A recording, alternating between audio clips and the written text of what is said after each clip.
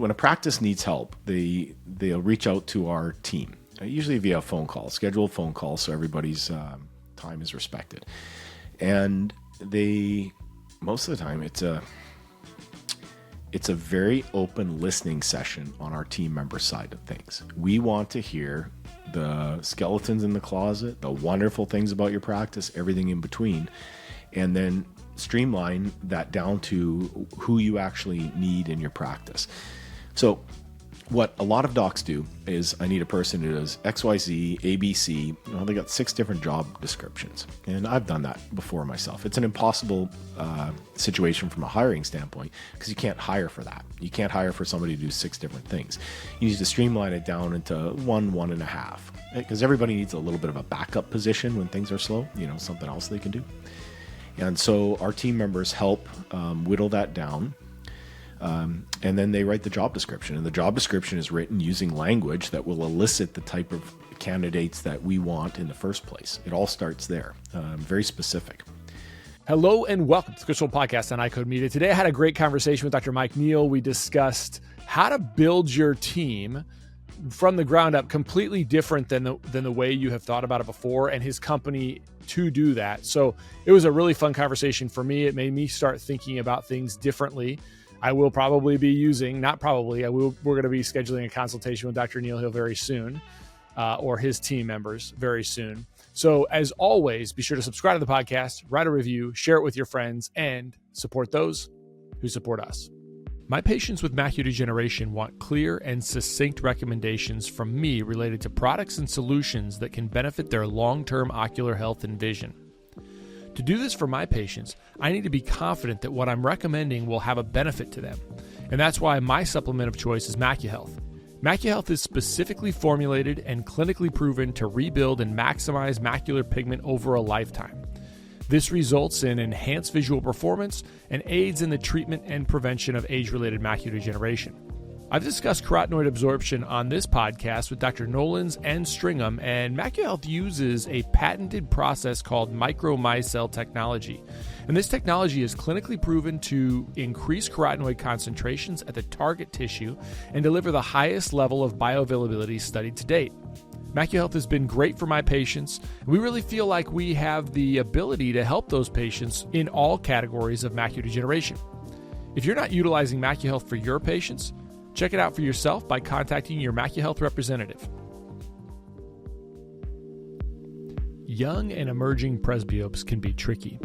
These patients want and need additional help at near, but they can be resistant to solutions that create even mild distance blur. The MyDay multifocal lens has been great for our presbyopic patients. It allows those patients to transition into a multifocal more easily.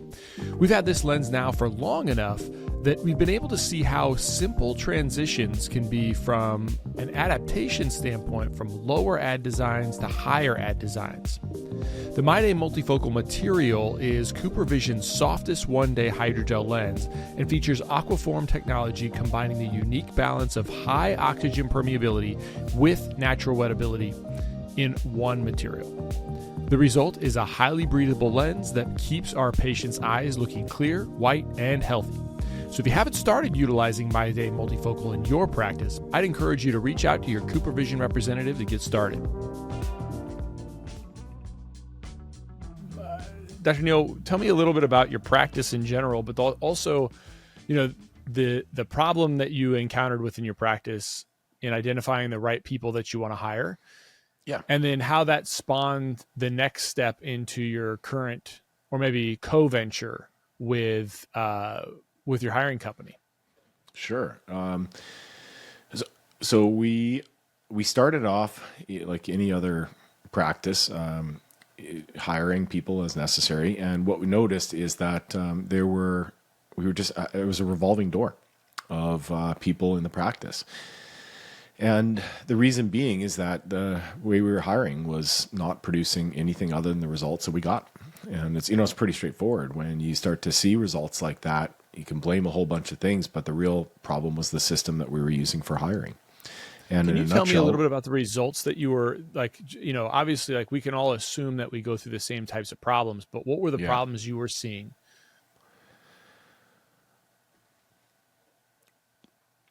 mediocrity, people performing at C, D player levels. They were being hired to using principles of empathy during the hiring process, trying to help people, fix people, treat people. Essentially taking a doctor mentality to the hiring process, and all of a sudden, we end up with folks who aren't suitable for a business grade environment within a practice.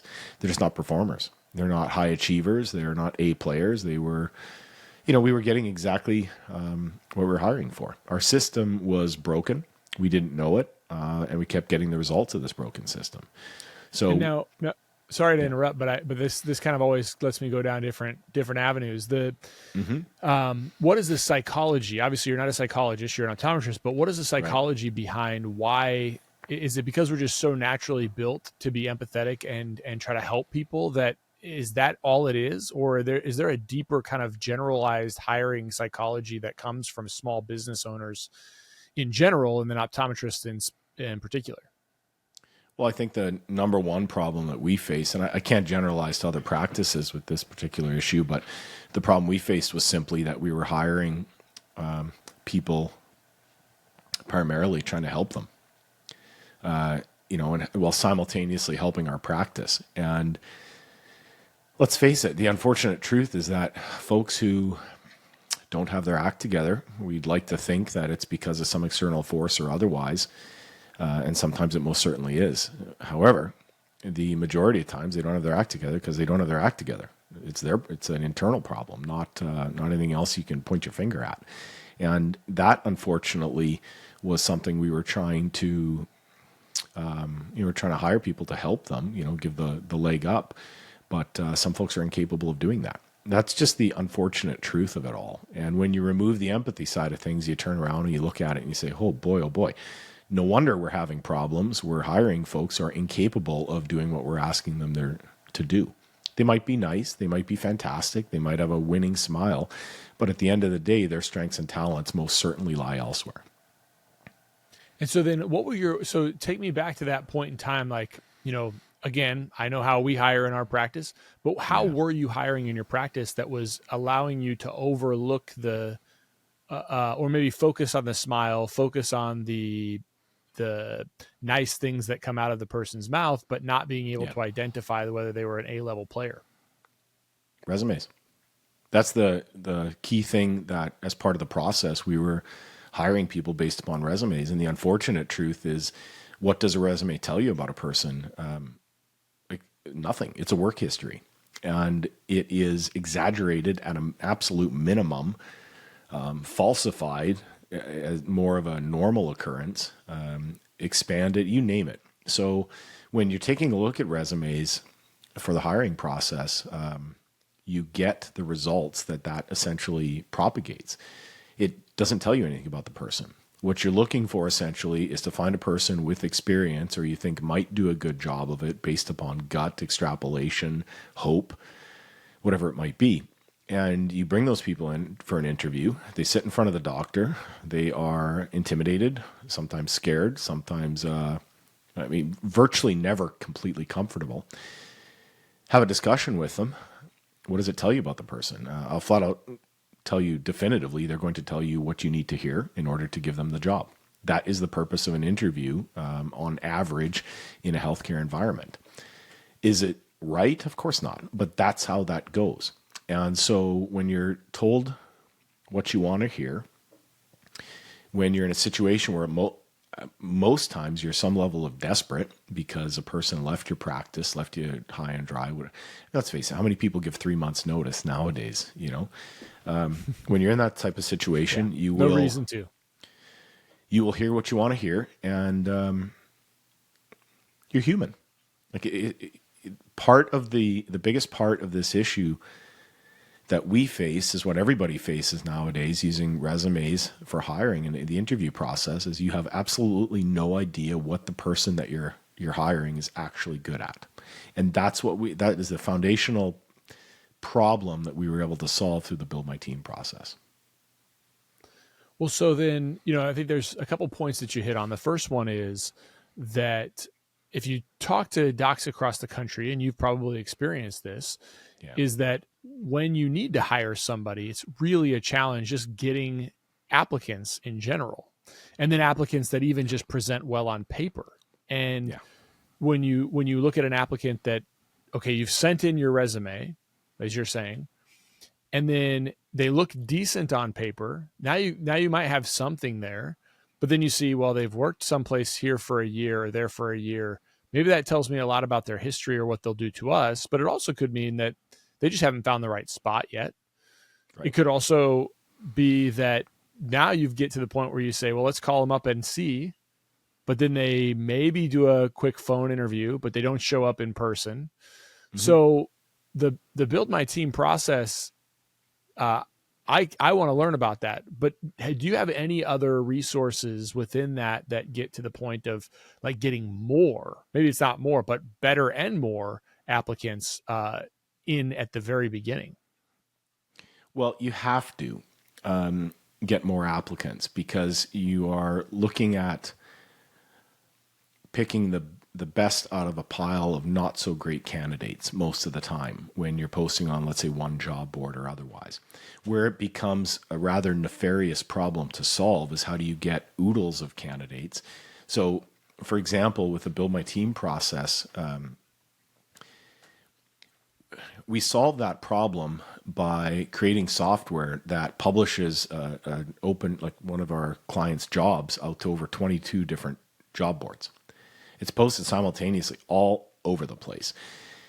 And conceptually, it casts the widest possible net that we can, for the simple reason being that most people are going to be rejected as part of this process. And so you want a couple of A players at the end of our process. Well, you need to cast a wide net in order to get them.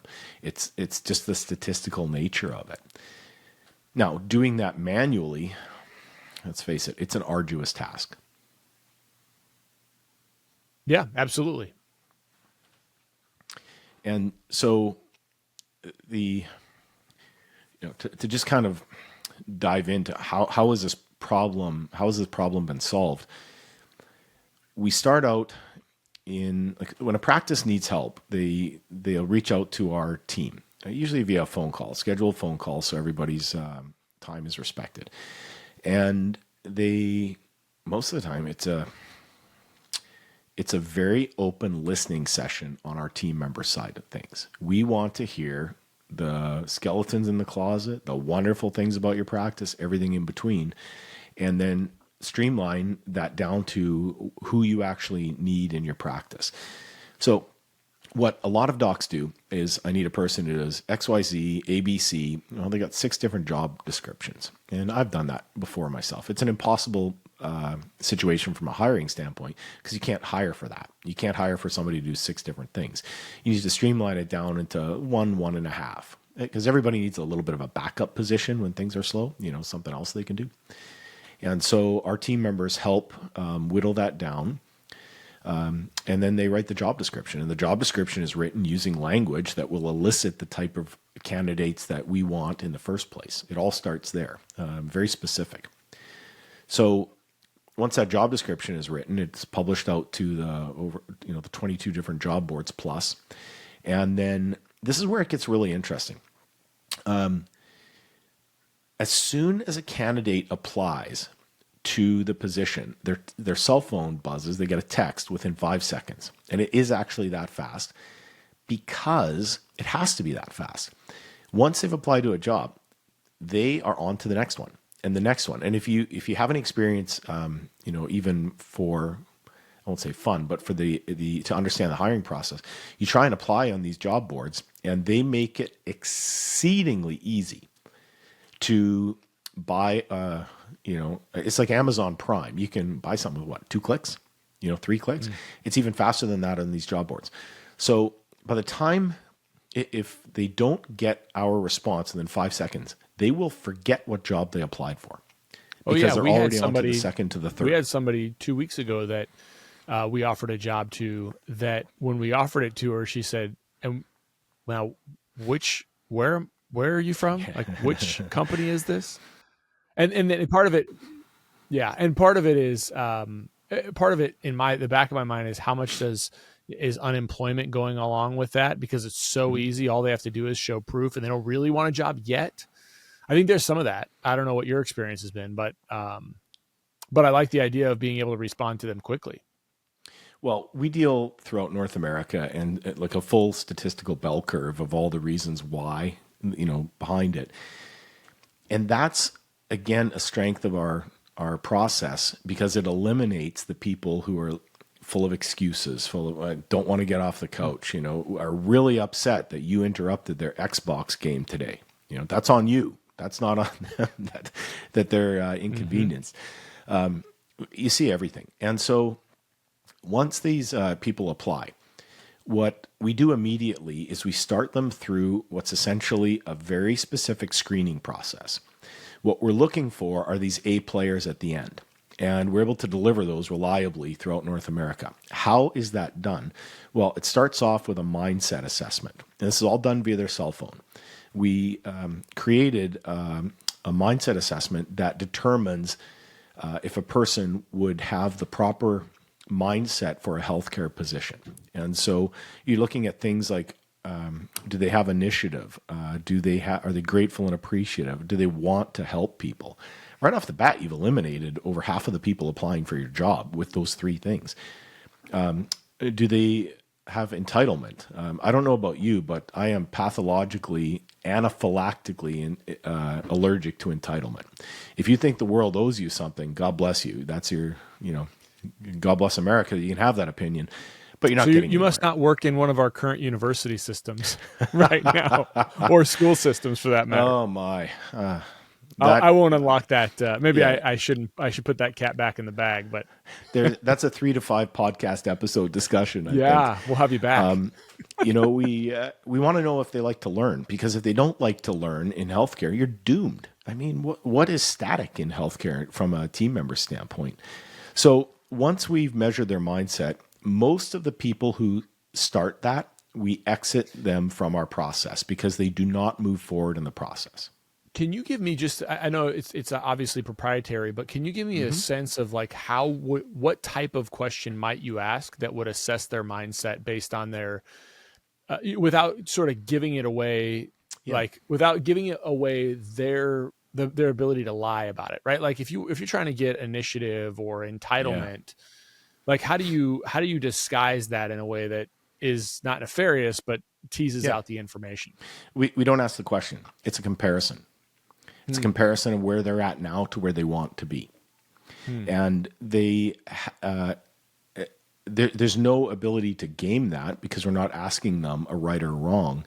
We're asking them an internal comparison. And how Can that you give me comparison... an example? You would be... so, for example, on the initiative side of things, we have it phrased along the lines of... you pick on a continuum of where you are at with language that, you pick, it's a scale. And then you also compare that to where you want to be.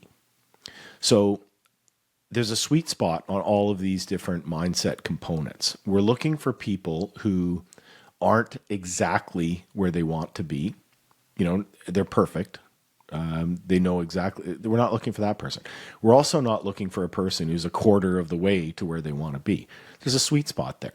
And like all of these different things that we measure, we have we'll call it an algorithm behind each of these. Here's what works in an eye care practice. Here's what works in a private practice. Here's what works in a dental practice. We do this for 8 different healthcare professions. And what we see is that private practices across the board are almost all, they're exceedingly similar. So for example, our optometry practices are exceptionally similar to a dental practice, to a chiropractic practice, from the different positions. Like let's say you work in the front desk position in eye care. Well, I got news for you. You can walk tomorrow into a chiro office or into a dental office and you'll be up and running lickety split. It'll take you a little bit of time, but the concept is very similar. So the people that apply to your eye care practice or my eye care practice, they don't differentiate between eyes, teeth, backs, spines. It's all a similar job to them where they're applying because it's a very, very stable paycheck. They know that they can support their family, their kids, that type of thing. They're not going to get laid off tomorrow. None of those things happen in healthcare practices on any level of routine basis. So what we're looking for, getting back to the mindset, is do they have a healthcare mindset or not? If they do, they advance to the next level of our screening process. If they do not, they very gently and wonderfully get exited out of our process. So the next thing, what's next after mindset? Well, we want to know how fast they learn. So we measure it. The key reason being, and this is a mindset difference for our approach. Our clients think differently versus using the resume approach. We don't, and there's some exceptions to this, but we generally don't want people with experience. Some exceptions, so before folks light up the the comments section, for the most part, that's the case. Now, there are some positions where they can be helpful, but again, the most part, it's detrimental. Why? Well, people listening are like, what the heck's this guy yabbering on about? If you come to my practice with experience, I have to untrain your good habits. I got to untrain your bad habits. I have to undo. Now, contrast that with somebody who is smart. How do we know they're smart? Well, we just measured it. They're not too smart. If they're too smart, they leave. And if they're not smart enough, on Tuesday, you're talking about the same thing in their training as you did Monday, and guess what you're going to do on Wednesday, right?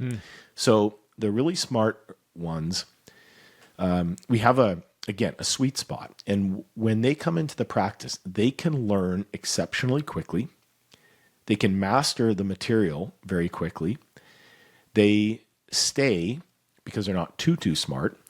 And now, all of a sudden, you've got somebody who's made it through. They've got a healthcare mindset. They learn very quickly. They don't have the bad habits to undo, which is critical. They are able to look at this position and say, okay, this is pretty cool. And they do that. Next thing we're doing after the speed of learning, and by the way, if they don't meet the criteria for how fast they learn, they gently exit the process. Next thing we're measuring, it's a whole bunch of stuff. We have pages of information on these folks. And by the way, this all takes less than 20 minutes. It's just how this process works. We want to know things just like the fact that it's taking 20 minutes because it removes like you already said, if they don't care about, if they just want to take two clicks to get something out there so that they can, keep checking the box on their unemployment, they're not going to take the 20 minutes away from their new Call of Duty or whatever the Fortnite is. Well, exactly. We're asking them to make an investment in you, in our client's job. Like they have to invest in your practice to get through this process, or they don't get the job. And the A players, what ends up happening is they will look at this process and say, wow, these guys are specific. They are making me jump through a bunch of hoops. They're not unreasonable hoops. They must have one heck of a team here, because the type of people this would attract, they're like me. Like they want an A player wants to work with A players. Mm-hmm. An A player will quit because of a C player, and they tolerate B players. That's how it is. So when you're this specific about the type of person you want working in your practice, you end up you magnetically attract a whole different category of candidate. And, other things that we're looking for, are they warm and friendly with patients? How do they follow procedures and policies? Are they detail oriented? Can they handle paperwork? Paperwork meaning computer now. Are they able to handle extended routine, which we have every day in healthcare? Do they get bored by it? Well, what do you think is going to happen if somebody can't handle paperwork, if they're bored by extended routine, and you think they're the best thing since sliced bread? They're gone. They'll never make it. We want to know, and this is, Let's say, for example, if you're using scribes or techs in your practice, do they have strong follow-up? When we're seeing patients and you tell one of your techs something, do you mark it in a notebook? Boy, I better check at the end of the day. Did they do that? Well, if you are running that type of system, I will categorically tell you, you have the wrong people working for you. Right. When we say something on the OD side of things, I don't even Expect it follow to up. get done. It's done. Yep. It's already done, right? Has to be. And if you're not, exactly. Otherwise, what time would you go home at night? 10? Yep. 11 p.m.? Yeah. Well, and I'll tell you, it's really, you bring up a very interesting point, Mike, is that there's a lot of doctors across the country that I work with that they will struggle to get their charts done at nighttime. They won't close them. Then they get backed up to the next day. And then here they've got a pile of charts, maybe not a lot. I think there's more than I'd like to admit, where one of their biggest issues is they just haven't completed their work for the day. And my sense is always, well, you got to get yourself a scribe, or you've got to be able to, before you move on to the next patient, you've got to finish, you've got to complete what you've done before. And very little of that needs to be done at the end of the day. But now you bring up a point of, well, I haven't even thought to ask about, when you ask one of your team members to do X, Y, or Z, does it get done right away, or do you have to follow up with it? It's a pretty critical question. And my assumption always has been that does happen, but you bring up a really solid point that it may not. In practices where it may not, the person that contributes to the may not component of that is not working in the right position for them. They're unhappy, categorically unhappy. You're asking them every day to excuse me, not operate in their strengths.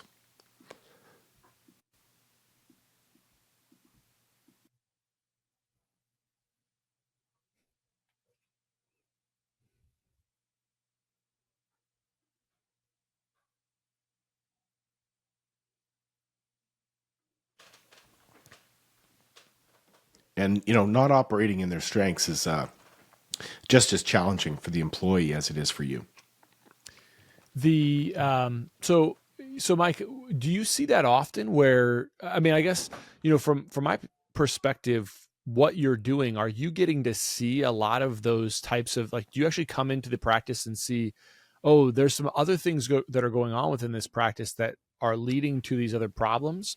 Or are you seeing this and saying, look, we're just going to rebuild this from the ground up, and then those problems sort of go away because you're putting people in the right places?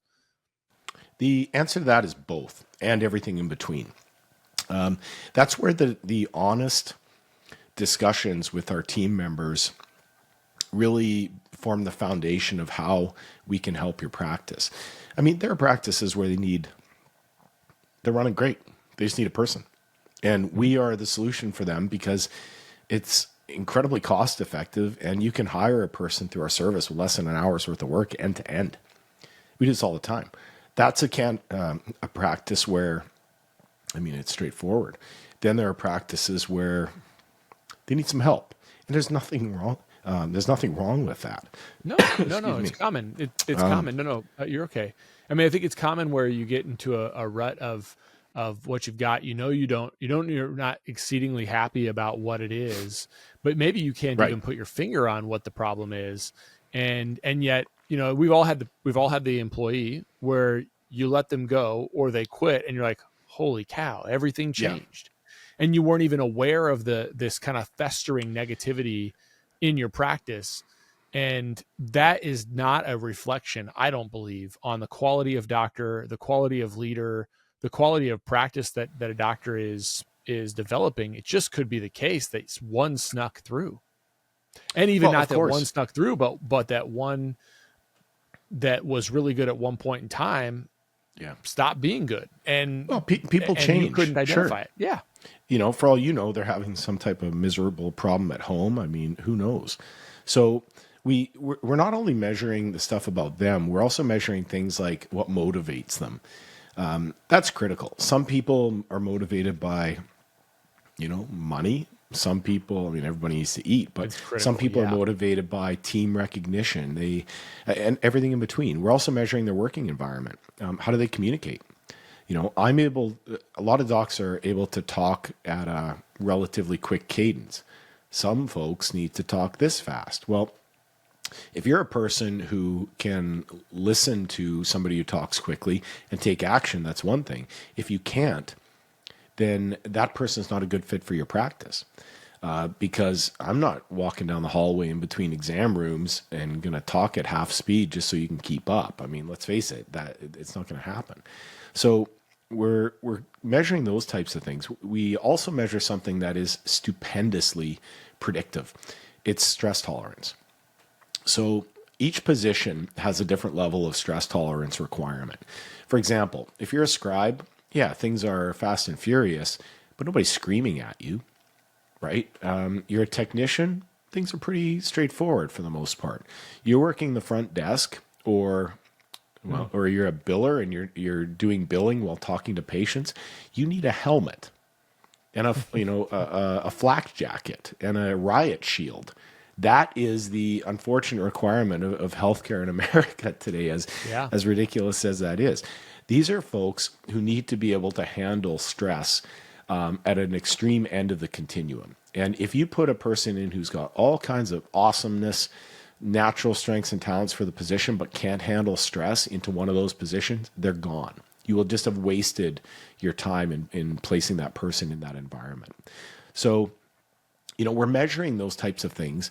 And at the end of that, if a person passes through those filters, then we ask, we have a bunch of different, what we call knockout questions. And this is logistically just nuts and bolts. For example, what hourly income are you hoping to receive? Are you looking for full part-time employment? How far do you live from the practice?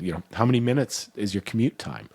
So, for example, let's say you're picking a number. You're paying a person $15 an hour, and they live 20 minutes from your practice. Well, what do you think is going to happen if they're passing 3 dental practices, a chiropractor practices, a medical office on the way, and those guys are paying $1 an hour more? Well, this is going to be short-lived in terms of their employment with you. Now, on the other hand, if you're in a rural area and they're only 20 minutes away, you might be the only thing between their front door and your front door. So do they identify... But Mike, do they identify? So I completely understand what you're saying is that the metrics on a person that's working for a dental office or a chiropractic office or an optometry office, that they are the same person. Mm-hmm. But do they understand that? The candidates, you mean? Correct. Do they realize that they have skills that will translate between those professions? And that they can actually use those skills to earn different money. So are we actually competing not just against other optometric practices and ophthalmologic practices, but are we actually competing against, internal medicine practices and dentistry practices and chiropractic practices intentionally in those candidates' minds? I think that it is unintentional in most of them. However, they're applying at those practices. Okay. So unintentional or intentional is immaterial for the discussion. The buttons are being hit to apply to those types of positions anyway. What they're looking for is the stability, of healthcare. And they're not digging holes for a living working in a healthcare office. Sure, there are some pros and cons to it, but it's not an awful job. Right? They're not out in the rain. They're not holding a flag stick on a road construction crew. I mean, you name the type of position. It's not that bad. It just the working in an office environment. So if a person's okay working in office A, are they okay working in office B, even if they're a dissimilar type of practice or even not healthcare? And the answer is usually yes. The most common questions I get include, what ophthalmological codes or evaluation and management codes should I use? What ICD-10 codes do I need to bill with this CPT code? What CPT codes can be billed together and what can't? And my favorite, How do I manage a patient who has diabetes who comes in for a quote unquote routine eye exam? These questions really highlight the confusion and uncertainty that serves as a daunting hurdle for providers, makes it more challenging for them to care for their patients and provide those patients with the best opportunity for a lifetime of ocular health and clear vision. That's why we built iCode Education, for this specific purpose. Our mission is to provide optometrists with resources to help you understand disease states, revenue cycles, and billing and coding so that you can put that on autopilot and truly care for your patients. Check out iCodeEducation.com. That's EYECODE education.com. We've developed a premier billing and coding bundle that includes all of our billing and coding resources in one place. We also have a 10% discount code just for listeners of this podcast. Enter the coupon code EYECODEMEDIA22 at checkout. We'd love to work with you. Check out iCodeEducation.com. Getting young presbyopes into progressive lenses can be tough, but it doesn't have to be. Verilux Liberty 3.0 lenses are an introductory solution for new and young presbyopes, and they are available in select ad powers. This lens provides all-in-one balanced vision for an accessible and great first-time progressive lens wearing experience. Learn more about Verilux Liberty 3.0 lenses and get free resources to help start the progressive lens conversation with young presbyopes at eslorpro.com/Verilux. Yeah, I think that's fair. So I cut you off, but you were talking about it might be different between somebody that's going to travel 15 minutes into my office versus somebody who's not going to pass any other businesses that are healthcare related. That's a different proposition in terms of what they might expect per hour. So I like that you're asking that up front. Well, I think that's important.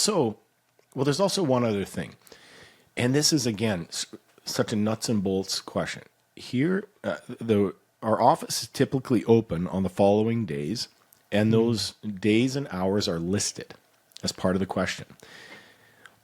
Are there any days or times that you are unable to work? Now, could that be any more direct? Here's the thing. If you answer that you are unable to work those dates and times, I got news for you. You might be wonderful, but you're exiting our process. Because I'm not getting into, as an owner of a practice, I'm not getting into, my ex-boyfriends got custody of our goldfish on Monday, but not Tuesday, so I can be there. I'm all props to your goldfish. But I like the way you ask it too, though. I like the way you ask it because it's not saying you have to be there these times. Right. What it's saying, it's eliciting what doesn't work for them immediately, and then they're going to be more apt to say, "Oh yeah, well if they're asking me the question, they must be flexible." So I can't do that. I can't do this. So I like that. And it's worded in a way where empathy, discussion, wiggle room, maybes, they're not part of the equation. Are you able to work this or not? And if the answer is no, understand. You're out of our process, because the A player will adjust for their work environment. The C player expects you to come to them. Well, I got news for you. No. One of the ups in working with us is you don't come to them. They come to you. And it's all the difference in the world. The interesting part about all of this conversation, and we have really good people on our team. It's not to say anything about that, but we hired our first virtual assistant almost a year ago now. And one of the things that blew my mind about him was during the interview process, I asked, he lives in a different country. We contract as an independent contractor. Well, we pay the company that employs him essentially, but like, he totally different time zone, like completely different time zone. Right. And he asked what our office hours were. And I said, well, no. What I asked him was, the previous place that you worked, if there was something that went wrong, what was it, and how could we avoid that in the future? Like, what could we do to help you avoid that in the future? And he made the comment, he said, well, my time is this. And so by the end of the workday for you all, it was this time for me. And he said, and I think I was slowing down a little bit. And I was like, well, so my immediate reaction, Mike, was to say, well, we could probably figure out like a way for you to start work earlier, and then you could stop work earlier on your end, so you can kind of get to bed and have. Right. And he was like, and he goes, oh, no, Dr. Wolfe, no. I am available when your office is available. And I was like, Right. holy cow. I was doing what you just said. I was trying to make something work for him. And it was so unbelievable to me that, because I just hadn't experienced it in the hiring process for, I can't tell you how long, where he was immediately like saying like, no, that's not what I'm asking for. No, I will, I am there for you. And I was like, wow, you're hired. Just that alone was enough. Yeah. And you, like on the OD side of things, we don't even realize we're doing it, because when we're talking to patients all day long, it's about meeting their needs. It's the nature of what we do, one patient after another, solving their problems and meeting their needs. Now, in order to be successful at hiring and on the HR side of things, you have to be the exact opposite of that, which we are not. In order to be successful at hiring, you have to not be you. Who the heck can do that? I mean, it's not like we're Hollywood actors to flip this switch off. It's fundamentally exceptionally difficult to be able to do that well. And as part of the design of our system and process, we removed the emotion out of the process. It doesn't have a place. It is methodical and objective through the entire process. So, on the OD side of things, cut to the chase. You walk into the exam room, you're sitting in front of a patient. So, Mrs. Jones, what's your prescription today? You ever do that? Right. I never have, right? Never have. When we're using resumes, that's exactly how we do it. They tell us what they're good at, what their prescription is. Well, the Build My Team process, we use a Phoropter. We're going to tell them what their prescription is. These are polar opposite approaches. What analogy do you use for dentists? We have, we don't get into it on their side of things, but it's so easy on the OD side of things, Right. Right. Dilation versus no dilation. I mean, it just goes on and on. Right. But that's what we're doing. It's just, we've never had a better option until this type of approach. Now, there's one more thing. Go ahead, please. Yes. Some of the initial feedback we got was that these assessments, it's all kind of academic. It's where's the test, the check to make sure the rubber meets the proverbial road, and we have that. We have a video interview that's done by our team, and what the video interview does is it asks the candidates a bunch of questions, and then remember, we do this at scale. So we're talking about some large numbers. We're not looking so much for the answers to the questions. It's how they answer the question and how they present themselves. We don't care if they're black, white, green, orange. None of that stuff matters. It's all completely beyond that. How do they answer the question? So, for example, I'll give you two polar ends of the spectrum here. We've had video interviews done, believe it or not, where the candidate is wearing, almost always exclusively female, wearing a terrific outfit, suit jacket, button-down shirt, the whole 9 yards, standing in a bathtub.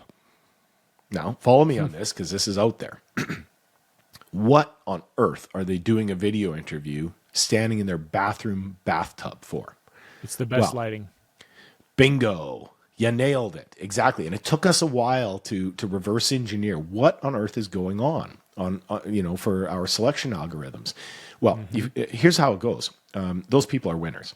They're absolute superstars by the time they get to that point. They met all of our selection criteria. We know what their strengths and talents are. And here's a person who has virtually no resources to their name, but they've taken those resources and they maximize the heck out of them, right? They've got the best lighting. They've got a door shut. they've got kids or pets or, alligators on the other side of the room making all kinds of noise. You can't hear it. You should see the studio right now and my kids running around upstairs.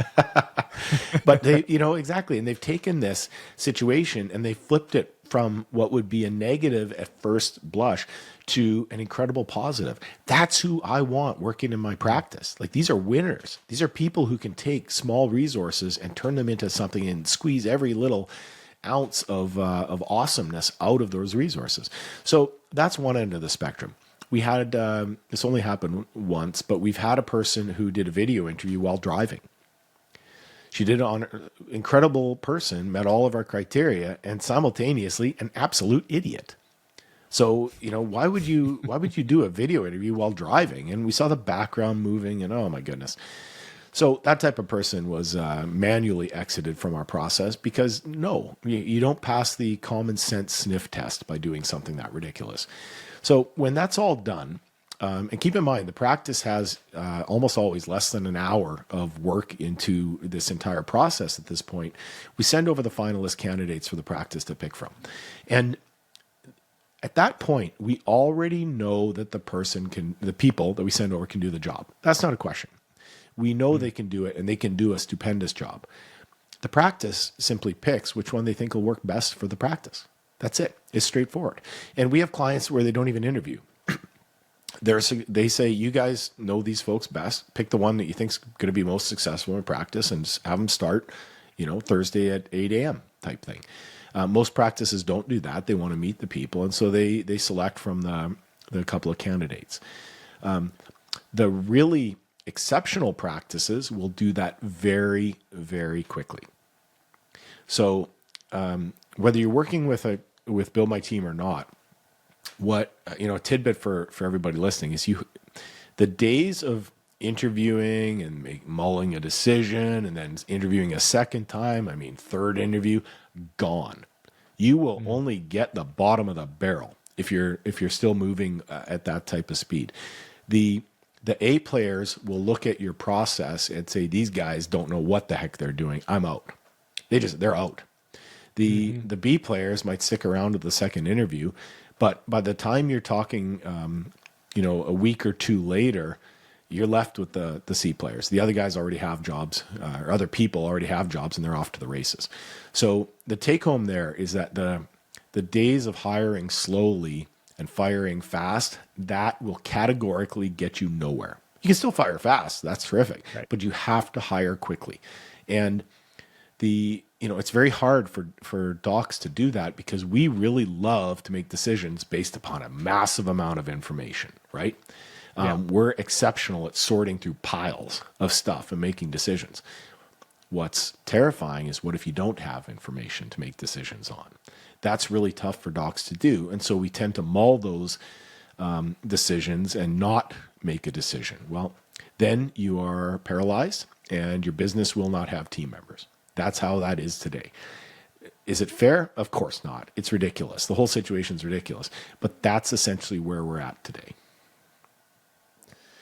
Yeah. So let's say I was going to pull the trigger, and I am actually. You've convinced me that that we're gonna change our. I know you weren't trying to convince me, but you have. Not at all. But yeah. So what's the process like? I need to reach out to you. What's the fees I'm going to pay? That sort of thing, and then I need to hire somebody. Yep. So how does that work?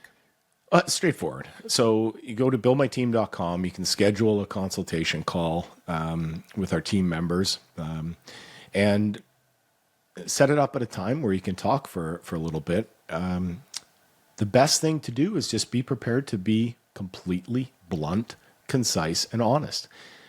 We have seen everything you can possibly imagine, from amazing docs that are so empathetic, it's mind-blowing. To be a patient in their practice would be an experience, all the way through to tyrants and folks that, you really wonder, how on earth did this person get into healthcare? They wouldn't have passed our mindset assessment, that's for sure. But we've seen everything in between. So you be quite blunt and honest about what's happening in your practice and let us help. Now, there's a caveat to that. If we cannot help you, we will tell you up front. We do not want to work with practices where we don't feel we can make a major impact in the practice. That, you know how sometimes we have patients where we just don't think we can help them? Yep. And occasionally we have to send them to someone else. And you guys get to detect that on the front end. Well, before keep in mind, you've seen the patient. Yes, we're looking for practices that are open to learning a new way of doing things. And because otherwise, why would you work with us? You know, if you want to continue to do the same thing, why would you work with us? We're not going to be successful, and we don't want any part of that. And that's only happened a couple of times. And that was because the docs were not open to a different approach. But again, only a couple of times. The vast majority, almost everybody that we work with ends up approaching hiring from this new mindset and this new approach. And we start to build their team based upon strengths and talents and working in those strengths and talents on a daily basis. So the team members come in, they're asked to do something they're naturally good at. They go home at the end of the day. They don't understand why people are like, wow, you're really good at that. I'm like, I don't know why, but they're naturally good at it. And they're able to perform at an A or B player level in the practice. And it's to the point now where we're rejecting approximately 97% of people that apply to the jobs. And the ones that, depending on the position, so, certain types of positions get more applicants. So that's a little bit of variability there, but that's on average. And what that does is it elicits people at the other end of this process that are really, really good. They're not coming at you from, most of them don't come from a healthcare background, and they turn around, learn exceptionally quickly, and they are really, really good at their job. So do you have to train them for a little bit? Yes. Don't be anything other than excited about that, because you don't have to untrain them. And we guarantee, we literally have a guarantee where if the person doesn't work out for any reason for 90 days, we replace them for free. So, and that's only been used a couple of times.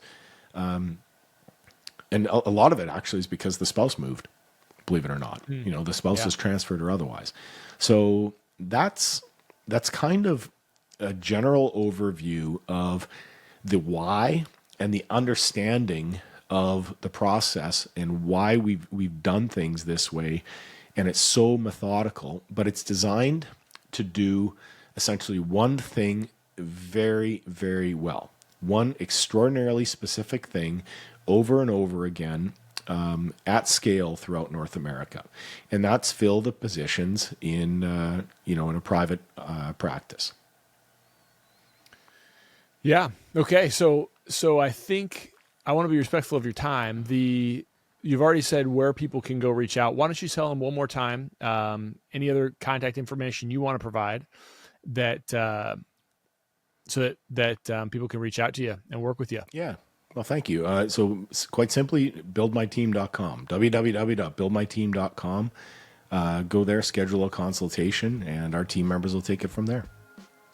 Awesome. Dr. Mike Neal, thanks so much. Thank you for having me today. You're welcome.